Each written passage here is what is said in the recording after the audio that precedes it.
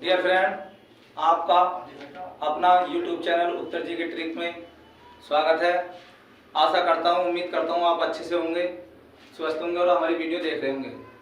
और आपने पिछली वीडियो नहीं देखी है तो हमने डिस्क्रिप्शन बॉक्स में लिंक दे रखा है, वहाँ जाकर वीडियो देख सकते हैं और अपने दोस्तों को भी शेयर कर सकते हैं। तो दोस्तों, हमने पिछली वीडियो में पढ़ा था स्वरों का वर्गीकरण, यानी स्वरों का वर्गीकरण। नंबर 1, मात्रा या उच्चारण के आधार पर। मात्रा या उच्चारण के आधार पर इसके कितने प्रकार होते हैं? 3 प्रकार होते हैं। नंबर 1 मैंने बताया था आपको, हर्ष। इसमें एक मात्रा का बोध होता है,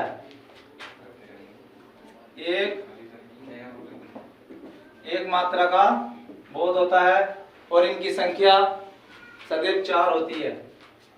कितनी होती है? 4। बात आती है नंबर 2 पर, दीर्घ। इसमें इसके उच्चारण में दुगना समय लगता है। इसे द्विमात्रिक कहते हैं। इनकी संख्या सदैव 7 होती है। इन्हें हम मूल स्वर भी कहते हैं और इन्हें संधि स्वर कहते हैं। तीसरा जो हमारा बिंदु था, प्लुत स्वर। प्लुत स्वर वह होता है जिसका उच्चारण लगातार लंबे समय तक होता रहे। जैसे मैंने ओम लिखा, ये 3 तो है देवनागरी का 3। इस ओ को हम 3 बार पढ़ें, यानी ओ को हम 3 बार लगातार पढ़ें तो हमारा प्लुत स्वर का ध्वनि उच्चारित होगी। यानी जैसे मैं पढ़ूं ओम तो हमारा क्या होगा? प्लुत स्वर होगा। या किसी कमरे में आवाज लगाने पर जो ध्वनि उत्पन्न होती है, जो ध्वनि उसमें गुंजारती है, वह प्लुत स्वर होती है।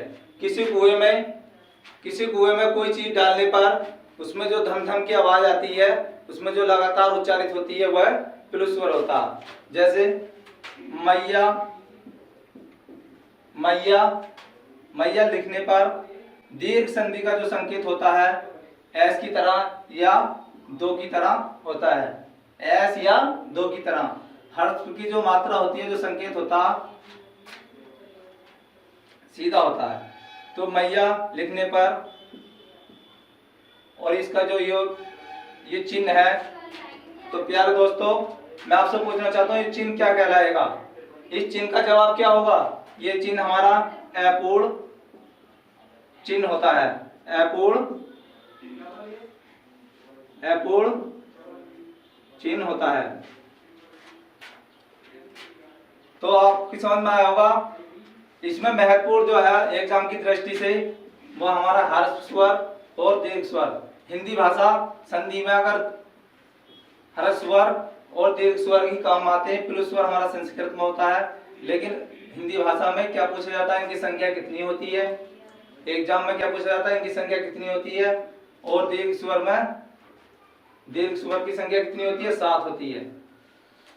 तो आपकी समझ में आया होगा प्लुत स्वर क्या होता है। प्लुत स्वर की संख्या हिंदी में कितनी होती है? 8। कुछ मेरे प्यारे साथियों के मन में विचार आ रहा होगा, इनकी संख्या 9 होती है। हिंदी भाषा में इनकी संख्या, हिंदी में इनकी संख्या 8 होती है और मूल व्याकरण में इनकी संख्या, मूल व्याकरण में इनकी संख्या 9 होती है। 9 कैसे होती है? इसमें हमने दीर्घ री, यानी जो दीर्घ री होती है हमारी, उसको शामिल किया है। यानी हिंदी भाषा में कितनी होती है?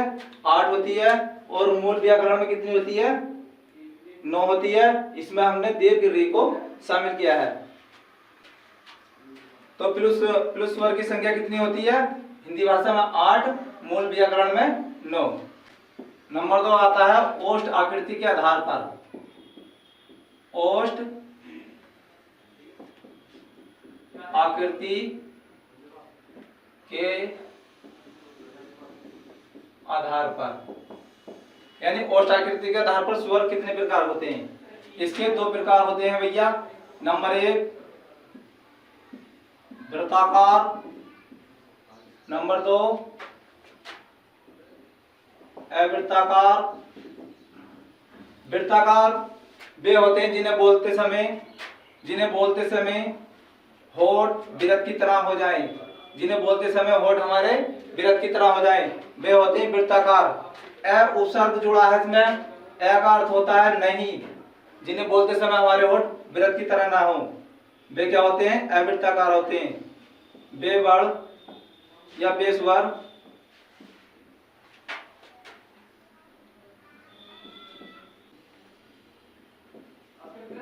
जिन्हें बोलते समय होठ विरत की तरह ना हो, इन्हें बोलते समय होठ विरत की तरह हो जाते हैं। इनका जो अन्य नाम है विरतमुखी। इन्हें अन्य नाम से भी जानते हैं विरतमुखी, और इसे अविरतमुखी भी कहते हैं। इनकी संख्या 4 होती है, यानी वृत्ताकार की संख्या कितनी होती है? 4 होती है। तो प्यारो साथियों, एक आता लघु उ, दीर्घ उ, ओ, औ, यानी इनकी संख्या कितनी होती है? 4 होती है। और अवृत्ताकार में इनकी संख्या 7 होती है। अवृत्ताकार में इनकी संख्या 7 होती है।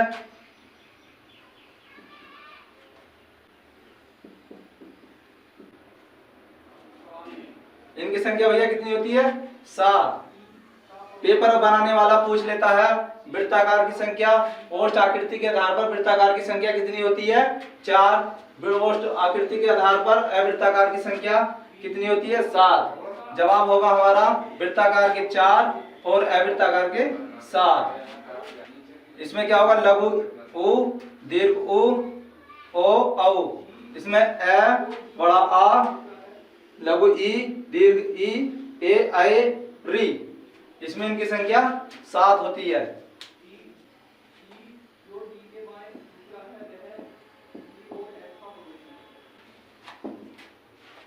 नंबर 3 हम पढ़ लें स्वरों का वर्गीकरण। नंबर 3 आता है जीव की क्रियाशीलता के आधार पर स्वर कितने प्रकार होते हैं? ये 3 प्रकार के होते हैं। नंबर 1 अग्र स्वर, नंबर 2 मध्य स्वर, और नंबर 3 आता पश्च स्वर। नंबर 1 अग्र स्वर, नंबर 2 मध्य स्वर और नंबर 3 पश्च स्वर। तो दोस्तों, प्यारे मित्रों, आपको कठिन दिखाई दे रहा होगा, लेकिन सरल है। रट्टा नहीं लगना है बिल्कुल भी। रटन की शिक्षा में प्राप्ति नहीं करनी है। क्यों? हमें देखना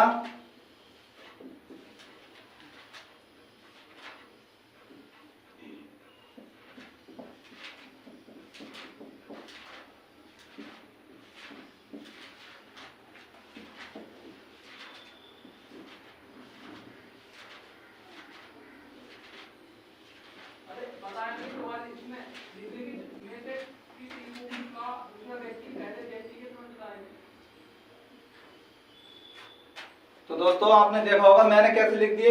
मैंने कोई रट नहीं रखे, मैंने कोई इतने याद नहीं कर रखे। मैंने सिर्फ मध्य स्वर को याद किया है। मध्य स्वर क्या होगा हमारा? ए होगा। ए क्या है हमारा? ए की कोई मात्रा नहीं होती है। ए एक उदासीन स्वर होता है, इसकी कोई मात्रा नहीं होती है। आपको पता होना चाहिए। घर में हमारे 3 भाई हैं, और जो बीच का भाई होता है, बड़े से छोटा, उसे हम कहाँ रखते हैं? मध्य में। बस सिर्फ आपको यही याद रखना है, यानी मध्य में हमें क्या रखना है? मध्य में हमें रखना है ए स्वर। ए के बाद में हमें 2-2 के जोड़े बना लेने हैं, जैसे ए, आ, फिर उसके बाद में लघु ई, दीर्घ ई, फिर छोटा ऊ, लघु ऊ बड़ा ऊ, फिर ए आई, ओ औ, उसके बाद में हम ऋषि।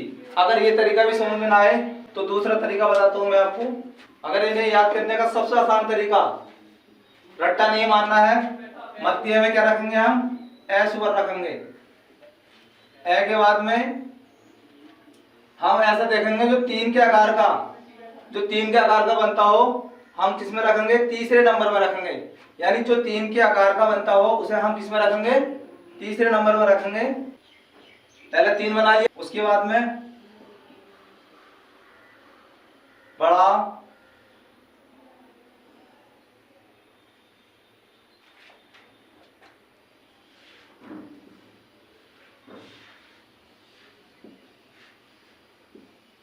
सब तीन के आकार के हैं। हमने केवल इसको याद करा। मध्य स्वर क्या होता है हमारा, ए। फिर बाकी हमने क्या देखा, जो तीन के आकार के हैं उसे हमने किस में रख दिया, तीसरे नंबर में रख दिया, पश्च स्वर में। अब जो बाकी बचे हैं हमारे, वो किस में रखेंगे, अग्र स्वर में। लघु ई, दीर्घ ई, ए, ऐ और री। तो दोस्तों आशा करता हूं वीडियो अच्छी सी समझ में आई होगी। आपको बताना है कमेंट बॉक्स में सफरी यानी सफरी, सफरी किसका पर्यायवाची है, यानी किसका पर्याय है। कमेंट बॉक्स में बताना आपको सफरी किसका पर्याय है। तो दोस्तों आशा करता हूँ, उम्मीद करता हूँ आपको वीडियो अच्छी समझ में आई होगी। अगर वीडियो पसंद आई हो तो वीडियो को लाइक कर देना और शेयर कर देना, ज्यादा से ज्यादा शेयर करना, चैनल को सब्सक्राइब कर लेना और पास वाली घंटी को दबा देना, जिससे कि नोटिफिकेशन आपको प्राप्त हो सके। वीडियो देखने के लिए धन्यवाद।